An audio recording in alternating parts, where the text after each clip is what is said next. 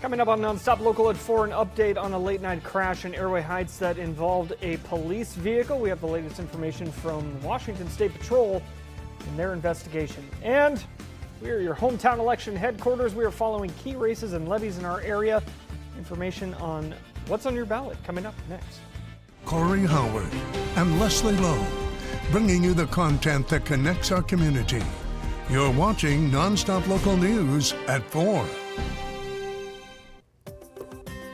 But let's just start with weather because take a live look over Riverfront Park right now. A rainy, dreary day here in Spokane. And Leslie Lowe, we haven't even mentioned it once this week, so I might as well just do it now. Go ahead. It's getting dark too early. It's getting dark too early. It's like 4:30. Yeah. 4:30 when it gets dark. It's that time of year. And we all want to go to bed at 4:30, but we can't because we're here. Because please don't watch us instead. Or let us lull you to sleep, one of the two. Don't take your nap, just like Spinny is doing behind us right here. He's going to hate that I just pointed him out to you. Hey, Spinny. Hey, Spinny. He's still hiding. He said, yeah, okay. Anyway, let's get a look at that weather forecast. Gloomy skies overhead. We've seen cloudy skies throughout the day. That band of showers pushing through early this morning. We're still seeing some lingering activity over towards Montana. I'm going to tell you, don't get too comfortable because we've got that next wave. It is already on the move. Northern California, parts of western Oregon already seeing some pretty good rainfall out of this. 42 degrees in Spokane, 42 in Coeur d'Alene, 44 degrees currently in Pullman. Not Pullman, but Bonners Ferry, 47 degrees in Pullman, and again, 40-degree temperatures around Washtenaw. We do pop into the upper 40s and 50s for the LC Valley over towards the Tri-Cities. Wind speeds 5 to 10 miles per hour. We do have that atmospheric river. That track is going to bring in some flooding potentials for areas in Northern California. Like I said, we are still getting hit with that rainfall. It does push in overnight tonight, so be prepared for rain as we're headed out the door tomorrow morning, and then another wave on its heels that will make Wednesday a very active day. Overnight lows tonight, upper 20s around Colville. We've got 38-degree temperatures in Spokane, upper 30s as well over towards Coeur d'Alene, and then we've got upper 30s, low to mid 40s back through central Washington with an overnight low tonight in Lewiston at 47 degrees. Like I said, atmospheric river kind of means a fire hose pointed at the Pacific Northwest. Corey will talk a bit more about that when we see you back here in just a few minutes. Thank you, Leslie. We are your hometown election headquarters here on NonStop Local, following some key races in our area tonight in the general election. We'll have updates on nonstoplocal.com under the election tab later tonight as ballot counting begins. If you're heading to the polls tonight, here are a few places you can go in the downtown Spokane area. The elections office at 1033 West Gardner Avenue, the Center Place Regional Event Center in Spokane Valley. In central Washington, the Yakima County Auditor's Office at 128 North 2nd Street in room 117, and the Franklin County Auditor's Office at 1016 North 4th Avenue in Pasco. And you can see a full list of voting centers on your Secretary of State's website, and we do have some team coverage for you tonight. NonStop Local reporter Stephen Hogenkamp is in Yakima County following their elections tonight, but first let's go to our reporter Eli Kern, who's watching Tri-Cities tonight. Eli, what are you focusing on? Good evening, Corey. Thank you. Well, I'm here in Benton County, where the Richland Charter Amendment number 1 would change the way that the process of electing city council members. Currently, all positions are elected at-large citywide, would shift city council from an at-large system to district-based voting, meaning Richland residents would be able to vote to elect council members by districts. And in Keona-Benton, the Keona-Benton School District Proposition number 1, an educational program and operations replacement levy. This would cost property owners on average $1.50 per $1,000 of assessed property value. The money will go towards preserving various programs, including STEM classes, sports, and music. In Franklin County, Fire District 1 is asking its voters to increase their levy from 39 cents to 85 cents per $1,000 of assessed property value, costing on average an extra 10 to 20 bucks per month. I'm going to be following these 3 races throughout the evening, and you can find that coverage on our nonstoplocal.com on our pulse stream. Reporting in Benton County, I'm Eli Kern. Back to you, Corey. Eli, thank you very much. Let's go to reporter Stephen Hogenkamp, who's in Yakima County. Stephen, what are some of the key races going on there tonight?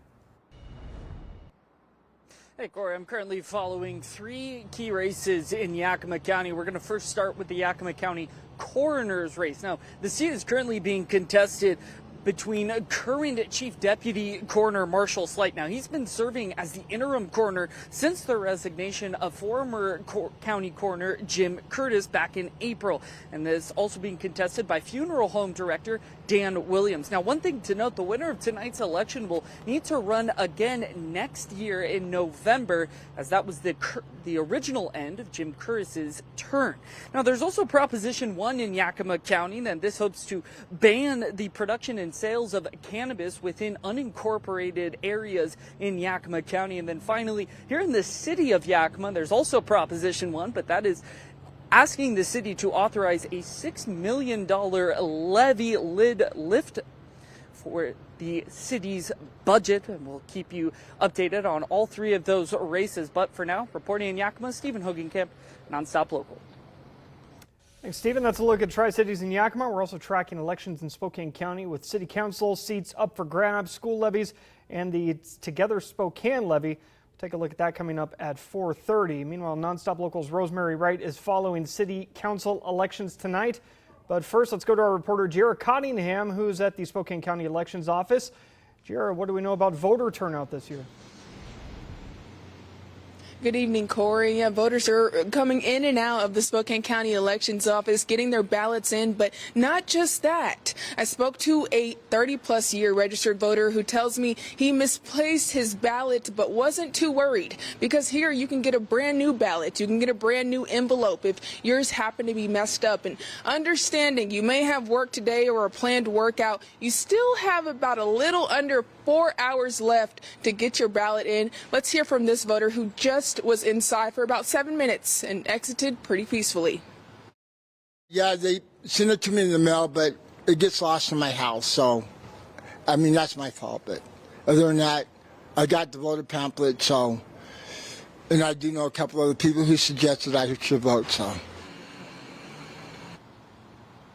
Griffin did share with me that it wasn't too difficult to pick candidates, and he did share, he has about 8 months left until he's under Social Security, but he did want to make sure today to vote for Together Spokane, and he shared that the children and the students in his area deserve a nice educational experience like he did growing up as well in Spokane. And like I said, it doesn't take too long. Once you arrive, you should be out in about 7 minutes. People are coming in and out. We spoke with Vicki Dalton.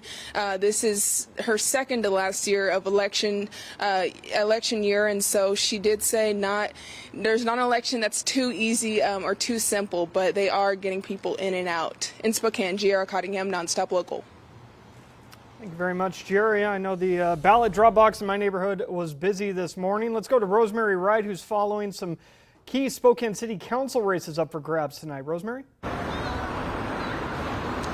I've been speaking with the candidates for Spokane City Council throughout the day today. Let's start with the seat representing Spokane's downtown and Hilliard neighborhood, and it's truly one to watch. I spoke with the incumbent Councilman Jonathan Bingle. He says he's feeling great. He knows tonight will be a good one.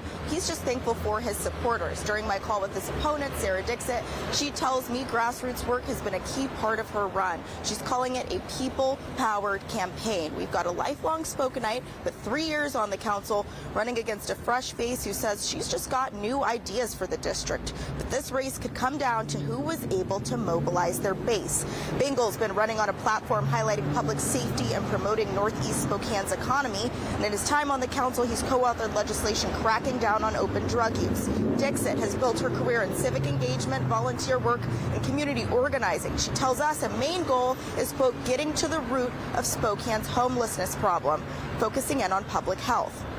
As for the seat representing District 2, it's another one that we've been closely tracking. There, Kate Tellis is facing off against Alejandro Barrientos, 2 newcomers. Residents of South Spokane will have new representation at the end of this election, no matter what. That seat is currently held on an interim basis after the resignation of former council member Lily Navarrete at 5 p.m. I'll have more in my conversations with both candidates' teams. As for District 3, you'll once again have candidate Christopher Savage on your ballot in another attempt to represent the western half of the Lilac City. He faces the incumbent, Zach Sapone. Both say they feel their bases will turn out for them. I'll have more on that for you later tonight as well. And Corey, I spoke with a mailman here at the post office in downtown Spokane. He let me know that he has been collecting ballots all day. I'll continue to track any updates on this city council race.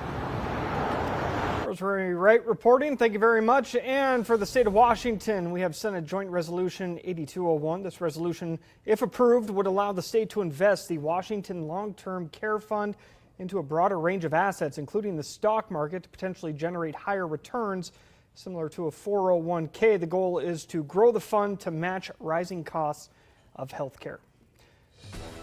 We also continue to track developments in the federal trial of Martin Diaz in Spokane. We have a live look from outside the Thomas Foley Federal Courthouse in Spokane. Inside, the jury is deliberating on the Diaz case.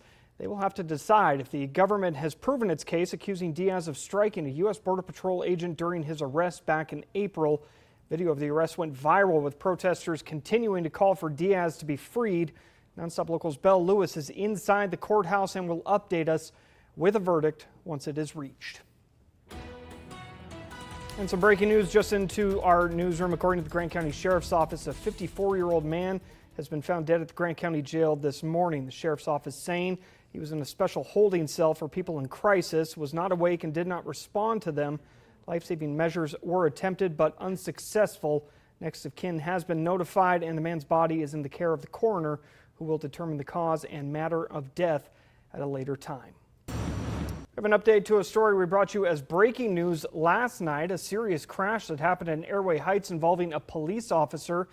Washington State Patrol says an Airway Heights police officer was asked to respond to a crash at the intersection of Sunset Highway and Hayford. The officer blocking that intersection with his patrol car.